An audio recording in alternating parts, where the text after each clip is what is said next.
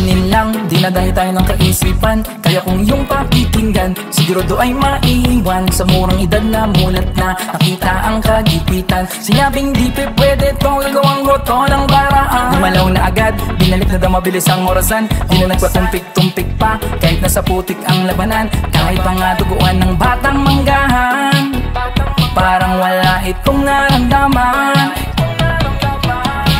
Akala ko ganun na kadali ito, higit pa pala to sa mga iniisip ko. Pero kahit na mahirap ang sakripisyo, henerasyon lang kasi ang nakataya dito. Di man maliwanag ngayon ang tadhana, di umayon na dating di ng panahon. Sayong-sayo na, sayong-sayo na.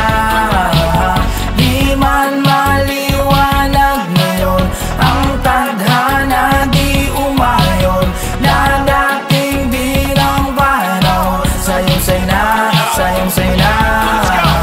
Dati nangarap lang ako na abutin ang tala, ginapang ko ang daan na sa akin tinadhana. Di man ganun kaswerte kahit paano'y pinagpala. Tinrabaho ko lahat, maliit, malaki, maikli at mahaba. Di ako namili, wala na panahon para maging arte. Sabi nga nila, kailangan paghirapan kung gusto mo ng masarap na karne. Kailangan gawin ko ang imposible para manalo sa aking laban. Pawis ang ginawa ko panggatong sa apoy ng kasipagan.